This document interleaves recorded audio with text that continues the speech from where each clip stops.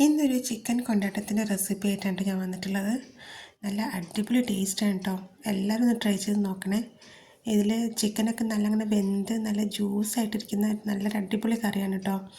അപ്പോൾ ഇതെങ്ങനെയാണ് ഉണ്ടാക്കുന്നത് നമുക്ക് നോക്കാം.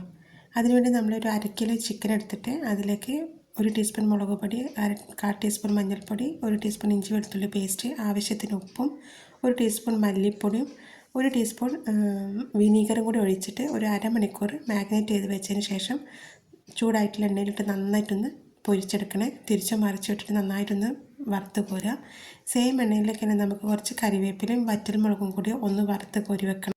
ബാക്കിയുള്ള എണ്ണയിലേക്ക് നമുക്കൊരു 10 ചെറിയ ഉള്ളിയും ചെറിയൊരു സവാളയും കൂടി വളരെ നൈസായിട്ട് അരിഞ്ഞതും കൂടി ചേർത്ത് നന്നായിട്ടൊന്ന് വഴറ്റിയെടുക്കുക.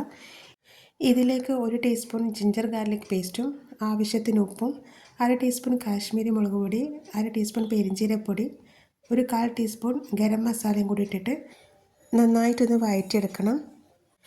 ഇതൊന്ന് നന്നായിട്ട് വഴന്നു വരുന്ന സമയത്ത് നമുക്കൊരു 1/4 കപ്പ് ടൊമാറ്റോ സോസും 1/4 കപ്പ് വെള്ളം ഒഴിച്ചിട്ട് നന്നായിട്ടൊന്ന് തിളപ്പിച്ചെടുക്കുക. ഒരു തിള വരുന്ന സമയം നമുക്ക് പൊരിച്ച് വെച്ചിരിക്കുന്ന ചിക്കനും കൂടി ആഡ് ചെയ്തിട്ട് നന്നായിട്ടൊന്ന് ഇളക്കിയെടുക്കാം. ഇനി ഇതിലേക്ക് 1 ടീസ്പൂൺ ചില്ലി ഫ്ലേക്സും നമ്മൾ ആദ്യം വറുത്ത് വെച്ചിരിക്കുന്ന കറിവേപ്പിലയും വറ്റൽമുളകും കൂടി ഇട്ട് എല്ലാം കൂടി ഒന്ന് മിക്സ് ചെയ്ത് ഒരു 2 മിനിറ്റ് അടച്ച് വെച്ച് വേവിച്ചാൽ നമ്മൾ അടിപൊളി ചിക്കൻ കൊണ്ടാട്ടം ഇവിടെ റെഡി ആയിട്ടുണ്ട് കേട്ടോ. ഇനി ഇത് നമുക്ക് വേറൊരു പാത്രത്തിലേക്ക് മാറ്റി വെക്കാം.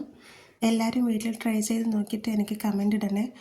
നല്ല കുറുകിയ ചാറോട് കൂടിയിട്ടുള്ള അടിപൊളി കറിയാണ്.